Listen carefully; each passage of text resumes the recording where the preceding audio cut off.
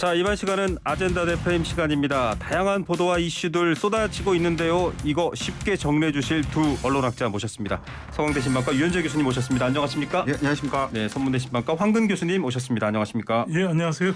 자, 오늘은 앞서 저희가 정치인들 주제, 정치 인터뷰 많이 했는데 박영진 의원도 노동 고용 형태가 변화했기 때문에 사회적 대타협이 필요하다 인터뷰 중에 이런 말했는데 그 이유 중에 하나 바로 최저임금입니다. 나올 때마다 사실은 굉장히 사회적 의제로서 관심을 많이 받고 있는데 9,620원으로 결정이 됐습니다. 어떻게 생각하고 있는지 먼저 교수님들 의견을 좀 들어봐야 될 것 같아요. 네, 황 교수님. 제가 할까요? 물론 많으면 좋죠. 근데 이게 아마 문재인 정부도 아마 1만 원 공약했지만 결국 못했거든요. 네. 근데 1만 원이라는 게 이제 그동안 잘 안 됐지만 현실적으로 그 최저임금을 올리는 데에 대한 당위성을 반대하는 사람은 없어요. 네. 근데 아시다시피 이제 문재인 정부에서 문제가 된 게 두 가지의 문제가 됐죠. 왜냐하면 중소상인들이 가장 그것 때문에 도리어 네. 역효과가 왔잖아요.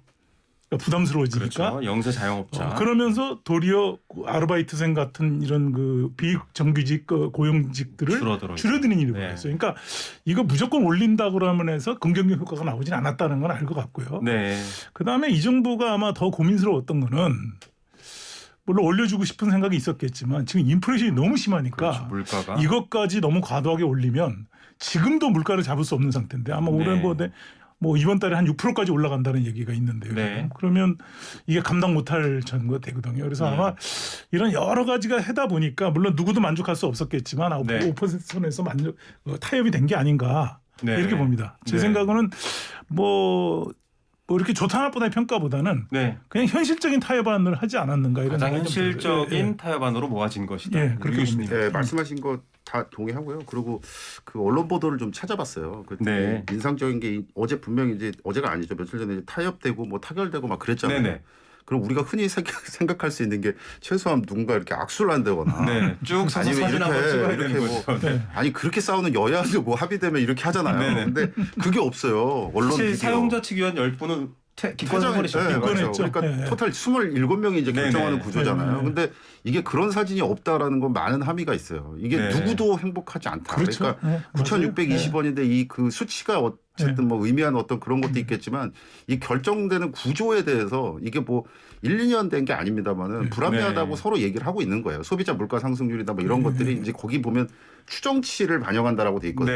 근데 그 추정치가 쉽게 말하면 꼭 해야 되는 것도 아닌 거고 그다음에 언제 시점에서 추정치라는 것도 아닌 거예요. 그러니까 이게 굉장히 좀 허술한 어떤 그런 모습이고 그다음에 또 하나 약간 이제 약간 슬픈 경우는 뭐였냐면 기억해 보시면 바로 그 전날인가 전전날에 거의 수장이잖아요, 지금. 근데 그 추경호 부총리가 경총에 가서 임금과 관련된 얘기를 한 거예요. 임금 인상 자제 발언을 했죠. 이게 가만 생각해 보면 우리 정말 요즘에 잘 안 쓰는 속담 이런 거 있지 않습니까? 오얏나무 밑에서 가끔 고치는 이런 거 있잖아요. 근데 그건 거예요. 이게 어쨌든 그분이 이거랑 상관없다라고 얘기를 할 수도 있겠지만 그걸 어떻게 상관없다라고 사람들이 믿겠습니까? 당장에 그 전날 부총리가 나와서 그 월급과 관련된 얘기를 이렇게 했잖아요. 그러니까 그런 모습들이 약간 아마추어 같다. 그리고 이게 우리 편인가 이런 것들 거시적으로 봐야 될 것 같은데 이제는 우리 정부인데 왜 이럴까라는 어떤 그런 모습들이 조금 보여서 좀 아쉬워.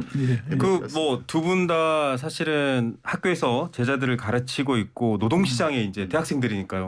진출해야 되는데 참 스승으로서 마음이 안타깝기도 하고 여러 가지 마음이 있으실 것 같아요. 좀 이런 부분에 대해서 앞서도 사실 제도가 시대를 못 받친다라고 박용진 의원 설명을 했는데 두 분은 또 직접 제자들을 사회에 진출시키시는 분으로서 뭔가 좀 미래지향적인 제안을 하나씩 해주셔야 될 것 같아요. 노동시장이든 임금이든 뭐든. 저는 이게 이제 그러니까 조금 우리 쪽 분야의 졸업생들을 보면 더 아쉬운 건 뭐냐면 최저임금보다는 안정된 고용이에요. 왜냐하면 지금 우리 쪽 이 미디어 쪽은요 최근에 호황입니다. 영상 제작사들은 사람이 없어서 난립니다. 콘텐츠 막 그냥 학생들 많이 보내달라고 하거든요. 제작사들. 그러는데 문제는 대부분 뭐냐면 정규직이 아니고 프로젝트성 고용이에요.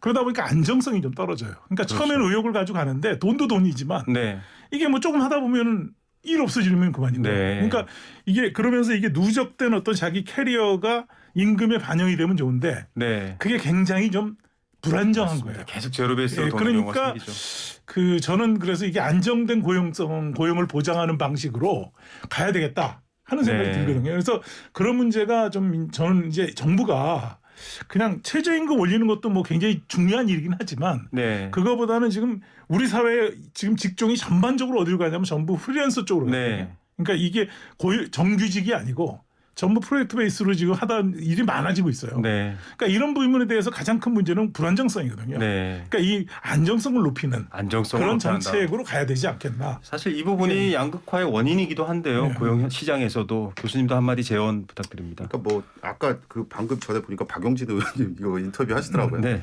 거기 이제 뭐 그 당도 97세대 뭐 이렇게 얘기하잖아요. 근데 제가 97세대인데 제가 기억해 보면 이게 정규직 비정규직이라는 게 굉장히 오래됐을 것 같은데 안 그래요. 안 됐죠. 그러니까 제가 취업할 때만 해도 정규직 비정규직이 아니라 그냥 취업하는 거였어요. 그냥 취업하고 다른 국가에서 그러듯이. 근데 지금은 사실 비정규직이 1000만이 넘는다고 하지 않습니까? 그런데 그것과 관련돼서 약간 마이크로하게 안 쳐다보는 것 같아요. 이거 최저임금도 사실은 뭐 10,000원, 뭐 9,000 이게 가만 생각해보면 수치라는 것이 중립적이라서 이쪽에서는 이렇게 이용할 수도 있고 이쪽에서는 이렇게 이용할 수도 있고 막 그렇거든요. 근데 그 실질적으로 돌아보면 아까 교수님 말씀하신 거에 좀 얹어보면 정규직, 비정규직, 그다음에 TPO. 우리 예를 들어서 뭐 이런 겁니다. 이게 대부분 그 최저임금과 관련돼서 이거 조금 심하다라고 얘기하는 건 뭐냐면 편의점을 경영하는 사람보다 편의점에서 일하는 사람이 어떻게 더 많이 버냐. 이건 분명히 안 돼서 고용이 창출이 안 된다라고 하는데 반면 또 다른 얘기는 이게 약간 뭐 이게 실질적으로 물가의 대비가 안 되기 때문에 그다음에 여럿이 사는 사람을 생각해봐라. 이건 좀 큰일 났다라고 하니까 굉장히 좀 TPO 그다음에 케이스 바이 케이스 이게 사실 현 정부가 대부분 지금 그 경제통으로 앉혀놨지 않습니까? 그리고 부총리도 그렇고 총리도 그렇고 그리고 대통령도 지금 뭐 실질 경제 그다음에 뭐 경제 자유 이렇게 말씀하시잖아요. 그러니까 우리가 기대하는 건 좀 마이크로 그다음에 디테일 이런 것 같습니다. 그래야지만 이게 안정된 모습이 뭐 경제학자는 아니지만 제 생각은 뭐냐면 비정규직 정부 정규직화 시키는 것은 이게 이제 노동 경직성 때문에 사실 산업적으로 좋지는 않아요. 그런데 정규직이라고 해서 조금 너무 그걸 경직되게 운영하지 않는. 그러니까 약간 플렉서블한 정규직을 좀 많이 늘러가는 게 그래서 고용의 좀 탄력성도 늘리면서 기본적으로 정규직 시스템을 좀 이렇게 많이 가져가는 것을 어떤 제도 지금 보면은 정규직 아닌 비정규직밖에 없어요. 지금. 그러니까 이게 항상 갈등 구조거든요. 이 중간에 어떤 그런 탄력적인 운영이 가능한 문제를 조금 정부가 제도적으로 찾아야 될 거 아닌가 하는 생각이 듭니다. 어느 틀에도 들어가지 못하는 사회적 합의가 필요하다라는 말씀도 있고 비정규직 을 보호하기 위한 법안이 사실은 비정규직을 양산하는 아이러니도 있기 때문에 맞습니다. 그렇게 돼 있는 상태입니다. 다시 한번 봐야 될 것 같습니다. 역시 제자들을 길러서 사회로 진출하시는 분들이라 굉장히 좀 마음이 안타깝다는 것도 느껴집니다. 주제를 좀 바꿔보겠습니다. 자, 윤 대통령이 나토 순방을 마치고 귀국을 했습니다. 자, 다자 외교의 데뷔전이다. 아니 왜 우리가 거기 가가지고 지금 분위기 쌀벌한데 꼈느냐. 평가가 좀 나뉘고 있는 것 같은데요. 이거는 유 교수님부터 먼저 한번 평가해 주시죠. 저도 뭐 언론에 많이 나온 얘기들은 뭐 어디서 다시 다 많이 들으셨을 테니까 좀 안 나온 거대로 이렇게 좀 말씀을 좀 꼽아보면 일단은 좀 그 부분이 좀 아쉬웠어요. 그러니까 이게 보면은 다 처음이시잖아요. 생각해보면 6월 29일이 제가 기억하기로는 윤석열 대통령이 정치하겠다고 공식적으로 선언 날이에요. 그러면 딱 1년이에요. 딱 1년. 딱 1년 동안 이분이 뭐 모든 걸 다 하시고 지금 결국은 또 나토까지 가서 이렇게 다자외 외교 성과도 이렇게 올리신 거잖아요. 근데 그 부분에 있어서 약간 미숙함이 있었다. 오케이. 이거 비판을 위한 비판은 별로 의미 없다고 생각하는데 저는 중요하게 생각하는 것은 참모들은 처음이면 안 돼요. 그러니까 참모들은 뭐 설령 처음이다라고 하더라도 시뮬레이션 다 하고 처음이 아닌 것처럼 해야 되는 사람을 뽑아놓은 게 바로 참모인 거예요. 근데 이 사람들이 챙겨야 될 부분에 있어서 이게 미디어로 보면은 조금 안타까운 모습들이 여러 가지가 보였어요. 예를 들면 그 김건희 여사의 동선이라든가 그다음에 뭐 그 윤석열 대통령 여기 그다음에 헤드폰 꼬여가지고 막 이렇게 하는 거라든가 이게 약간 국민들이 보기에는 조금 창피해 보이는 거거든요. 그러니까 이런 부분에 있어서 이게 뭐 어느 특정한 정보를 막 이렇게 하는 게 아니라 유튜브에서 지금 뜨고 있는 거 이게 어떤 거가 보이냐면 이게 똑같아요. 그 스페인 국왕 만났던 상황도 있고 그다음에 거기 그 캐나다 총리와 관련된 이게 문재인 정부 때도 이 두 사람을 만났고 그다음에 요번에도 만났어요. 근데 그걸 비교해놔요 유튜브에. 근데 이걸 인정하지 않으려고 해도 이게 참모들이 왜 이렇게 디테일이 약한지에 대해서 생각할 수밖에 없어요. 그 화면을 보면. 그러니까 이게 무슨 뭐 분열이고 뭐 이렇게 정파고 이런 게 떠나서 그러니까 그 부분에 있어서는 분명히 조금 짚고 넘어가야 된다라는 생각이고 그다음에 또 한 가지는 이제 그 원래 나토 사무총장을 만나기로 했었는데 네, 물론 마지막 날 조금 만났습니다. 네, 취소했다 연기가 됐죠. 맞죠. 근데 이게 그 결국 이슈는 핀란드와 스웨덴이 나토에 가입이 되느냐 안 되느냐. 근데 모든 사람이 오케이 해야 되니까 이제 그 터키 대통령, 이제 투르키예라고 하죠. 그 에르도안 대통령이 계속해서 아마 붙잡고 있었나 봐요. 그렇죠. 그런데 우리가 그 벽 너머에 생각할 부분이 있는 게 외신을 보면 뭐라고 나왔냐면 투르키의 대통령 에르도안이 승자라고 나와 있어요. 네. 그래서 터키에 있는 그 대통령이 뭘 얻어냈냐면 미국과의 어떤 그 무역이라든가 이걸 얻었어요. 그러니까 이걸 지렛대로 활용한 거거든요. 네네. 이게 정상회담이라고 하지만 정상회담에서 제일 중요한 건 정산입니다. 네. 우리나라가 뭘 얻었냐라고 물어본다면 도대체 어떻게 네. 대답할 거냐 이거예요. 예. 그러니까 이게 알겠습니다. 가만 생각해 보면 지도자가 줄타기 할 때 제일 우리 국민들은 편하지 않습니까? 근데 그 부분에 대해서 좀 뭐랄까 정산 있는 뭐가 진짜 자, 우리가 얻어졌는지 조금 어설픈 부분이 많이 보였고 실제 우리가 가져온 게 뭔지 모르겠다라는 좀 비판적 입장이셨습니다. 글쎄 뭐 저는 솔직히 그 전반적으로 네네. 그 매끄럽지 못하게 의존을 한 거는 정말 문제예요. 사실 근데 이게 좀 문제가 저는 생각하는 게 뭐냐면 내가 일만 잘하면 되지 뭐 잘 보일 필요가 뭐 있냐 이런 어떤 그런 그 정서가 좀 있는 것 같아요. 네. 근데 사실 그렇지 않거든요. 네. 외교라는 거는 두 가지가 같이 맞습니다. 따라가야 되는 거예요. 그런데 이제 우리가 뭐 아까 뭐 교수님 앞에 말씀하셨지만 조금 뭐 유형적 성과가 없었다고 하는데 저는 무슨 성과냐면은 사실은 이번에 간 게 네. 우리나라는 주요 이슈가 아니죠. 네. 근데 우리나라는 뭐 어쨌든 초청해서 갔지만 가장 큰 성과는 뭐냐면 그동안 지난 정부가 이른바 이 서방 국가의 어떤 그 안보 체계에 우리가 빠져 있었어요. 네. 그러니까 뭐 일부러 빠졌든지 아니면 적당히 네네. 빠졌든지 그건 모르겠지만 그래서 뭔가 굉장히 불투명한 상황이었어요. 우리의 어떤 그 안보 스탠스라는 게. 네네. 근데 이제 거기에 이제 분명히 가서 대통령이 가가지고 우리는 이 시스템에 우리는 같이 편입이 된다라는 거를 보여줬다는 게 이제 의의죠. 네. 뭐 그게 잘 됐다 못 됐다의 증거는 이제 정치학자들이 판단하는 문제지만 네. 어쨌든 그걸 보여주는 게 성과였던 것 같고요. 네. 그 다음에 내가 이제 하나 생각하는 거는 아까 그래 이런 것들 그 좀 뭐 여러 가지 미숙한 게 많은 거는요. 제가 이 정부에 대해서는 정말 고민이 많아요. 왜냐하면 커뮤니케이션의 어떤 그런 스킬이라고 하는 것과 이런 것들은 너무 외형적으로 잘 과장되게 보여주거나 거짓으로 보여주는 건 잘못이지만 네. 자기가 한 일을 좋게 보이려고 하는 거는 네네. 그건 굉장히 중요한 능력이거든요. 네. 근데 이거를 무시하는 것 같아요. 내가 지난주에도 잠깐 얘기한 것 같은데 홍보기획비서관이 없어요. 아직도 임명을 안 하고 있어요. 이게 네. 지금 말이 안 돼요. 뭐 옛날에 물론 뭐 욕은 많이 먹었지만 전에 있던 무슨 탁현민 비서관 같은 사람은 네네. 욕은 많이 먹었어요. 그냥 너무 쇼를 많이 한다 그랬지만 어떻게 보면 그 정도는 아니더라도 뭔가 그런 어떤 나름대로의 그런 감각 있는 사람이 있어야 되는데 네. 너무 감각이 없는 것 같아요. 탁현민 같은 사람 어디 없나요? 아니 근데 뭐 네. 저는 뭐 그 사람 동조하지는 않습니다. 그런 방식. 그렇죠. 그러나 그런 얘기가 나올 정도라면 네. 조금 생각해 볼 문제가 알겠습니다. 자, 잠깐 속보 하나 전해드리겠습니다. 여야가 오늘 오후 본회의에서 의장단 선출하기로 합의했습니다. 박홍근 원내대표가 여당의 의장 선출에 협조하면 상임위 합의 제안을 수용하겠다 이렇게 밝혔다고 합니다. 방금 들어온 속보고요. 관련해서 좀 지금 여당 상황이 심상치 않습니다. 이준석 대표 징계가 이제 7일이면 3일 남았거든요. 초유의 사태고 이런 사례가 또 없었는데 이거 여러 가지로 지금 비판합니다. 흔히 말하는 이준석계의 젊은 정치인들은 또 이준석 대표를 좀 옹호하시는 분들은 이러다가 다시 옛날로 돌아간다라는 위기의 경고를 보내는 반면에 어떤 분들은 이거 경찰 수사도 어느 정도 진행 중인데 뭐 제대로 처리해야 된다라고 좀 강요하시는 분들도 있습니다. 유 교수님부터 한번 평가해 주시죠. 저는 뭐 처음으로 이준석 대표가 좀 짠하게 느껴졌어요. 네. 근데 왜 이 말씀을 좀 드리냐면 예전에 뭔가 그 당당함이라든가 뭐 이런 것들이 조금 페이스가 옅어지고 있구나. 그리고 미디어 쪽으로 이렇게 보면 예전에 이렇게 이준석 대표나 혹은 뭐 어떠한 대표나 이렇게 뭔가 사진에 찍히면 미디어에서 항상 뒤에 누구 있습니다. 네. 항상 뒤에 누구 있고 그다음에 심지어 이분의 어떤 뭐랄까 그 지배력이 조금 강할 경우에는 조금 더 가까이 가려는 그런 노력들도 보여요. 사진만 네네. 보면. 네. 근데 지금 이준석 대표 나오는 거 보세요. 별로 없어요. 그리고 심지어 비서실장이 박성민 의원도 그만뒀지 그만두셨죠. 않습니까? 그러니까 네. 이런 것들이 뭐 그 보니까 그 전 국정원장 박지원 전 원장이 그런 얘기 했더라고. 오동잎 떨어지면 가을이 왔음을 알아야 된다. 뭐 이렇게 해서 한다고. 알아서 알아서 떠나야 된다. 뭐 이러는데 저는 기본적으로 그 사진 있잖아요. 이게 이제 윤석열 대통령이 귀국하실 때 보면은 마중 같지 않습니까? 맞습니다. 그리고 이렇게 악수하고 막 좀 그랬어요. 근데 그게 본인의 어떤 그 논리를 뒤집는 게 뭐라 그러냐면 그 전에 환송 때 안 나갈 때 뭐라 그랬냐면 허례허식 싫어하고 막 그런다 갈 필요 없다. 그래가지고 이제 여의도에서 안 나갔잖아요. 그럼 지금 3박 5일 있다가 나간 건 뭐예요? 그러니까